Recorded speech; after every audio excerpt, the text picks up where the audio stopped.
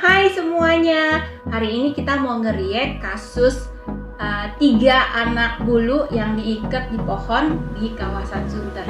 Yuk ikutin aja terus ya. Jadi ada laporan kalau 3 anjing diikat di pohon di daerah Sunter juga. Mereka itu katanya sih ada yang milikin, ada yang ngaku punya gitu. Jadi kita juga nggak bisa angkut kan. Jadi apa yang harus kita lakukan ya kita cuma bisa kasih makan, edukasi, dan pendekatan perlahan-lahan. Nah ini anjing-anjingnya, ini kalau nggak salah namanya si Cemong nih. Terus itu yang paling kurus si Siro. Kemudian ada satu lagi si Jaluk. Mereka itu diikat di pinggir jalan, ya diikat di pohon. Tanahnya itu kotor banget, bisa dilihat di situ. Kalau musim kemarau, semut merahnya itu gede-gedenya minta ampun. Oh ya, jadi gini, kita tuh feedingnya tuh satu tim Sunter. Itu terdiri dari saya, Justin, waktu itu ada Roy, ada Gracia, ada Tante Tuti yang paling rajin, dan ada satu lagi teman kita. Jadi waktu itu saya masih jualan online makanan. Kalau saya pas bikin babi panggang, ya mereka makan babi panggang juga gitu. Tuh, ini si Siro yang paling kurus. Nah, kadang kalau Sabtu kita visit, kita lepasin dia dari pohon, terus kita ajak jalan di parkiran gitu.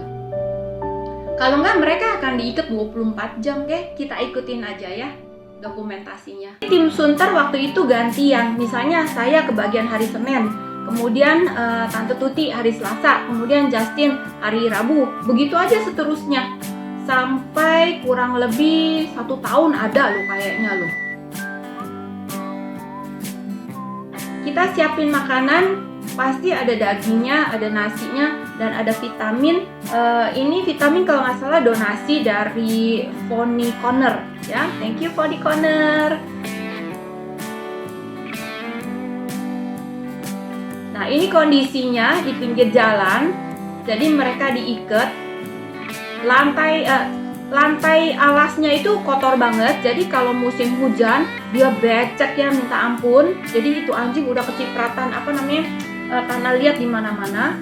Kalau musim panas dasar tanahnya itu kering banget dan banyak semut gede-gede merah banget. Dan mereka tuh udah tahu kalau kita datang tuh udah pada jejingkrakan nyambut kita deh. Nah ini juga saya biasakan anak saya untuk ikut kita feeding supaya nanti mereka bisa punya hati. Kita bersihin semua alat ember minumnya, makannya. Nah ini salah satu dari temen kita yang bikinin rumah dari triplek. Kita bersihin embernya, kita bawain air bersih buat mereka. Sampai satu hari ya, timnya Jeng AE, Albertin Enda, pada kesempatan ini juga saya mau berterima kasih pada Mas Dio yang saat itu turun ke lapangan, ke TKP, mengadakan pendekatan dengan pihak manajemen, sampai akhirnya waktu itu karena si Siro ya yang kurus itu, di batang penisnya itu ada kayak benjolan, kayaknya sih tumor. Sampai satu hari si Siro ini yang paling kurus di batang penisnya itu ada benjolan. Jadi kita langsung post di sosial media apakah ada yang bisa bantu untuk nge-rescue anak ini. Dan kebetulan saat itu Mbak Albertin Enda ya, thank you juga buat Mas Dio yang udah turun ke lapangan terus bicara dengan komandannya mengenai kondisi anjing-anjing ini, terutama si Siro yang harus benar-benar dibawa untuk medical. Dan akhirnya Mas Dio berhasil bicara dengan komandan di sana, mengizinkan Siro untuk dibawa untuk diobatin benjolannya itu. Thank you Mas Dio, thank you Mbak AE.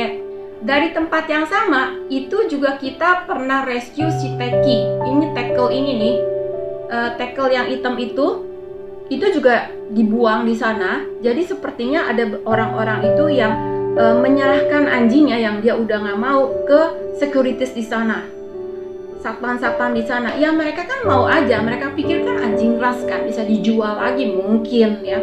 Tapi yang dibuang di sana tuh kondisinya bermasalah semua. Seperti ini tackle yang dibuang ya, dia satu badan itu jamuran semua.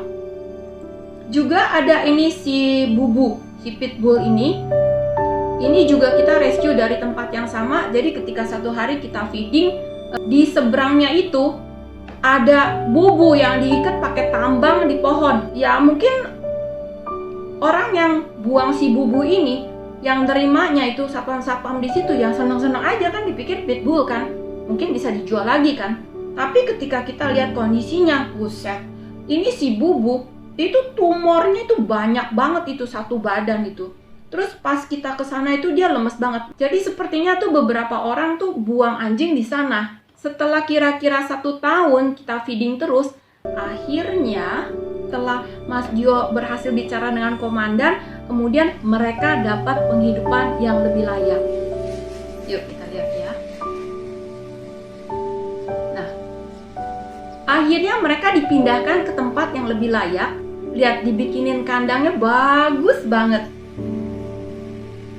Terus saya ke sana untuk visit. Wah, ternyata penghidupan mereka sekarang lebih baik. Jadi dari video ini saya cuma mau kasih tahu bahwa ketika kita melihat anjing di jalan, nggak semuanya kita harus angkut dan berakhir di shelter. Kadang kita cuma perlu kasih makan. Kalau dia dalam keadaannya aman, kita cuma perlu kasih dia makan. Terus kalau memang mengkhawatirkan, mengancam keselamatan mereka, baru kita angkut. Jadi jangan berpikir ya, kita rescue kita taruh di shelter. Shelter itu bukan tempat. Tuh lihat rumahnya yang dulu masih ada. Jadi jangan berpikir kita rescue anjing terus kita tempatkan mereka di shelter itu tempat yang terbaik. Bukan. Kandangnya lebih layak, lebih bersih, di mana dia berpijak.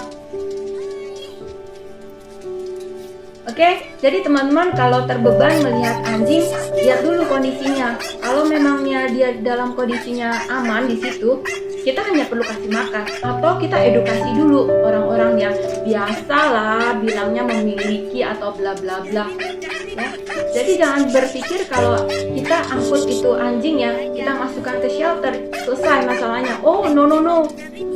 Coba pikirkan, shelter itu udah penuh banget, malah kadang overload. Lalu siapa yang mau membiayai mereka makan? Belum lagi kennel boy-nya.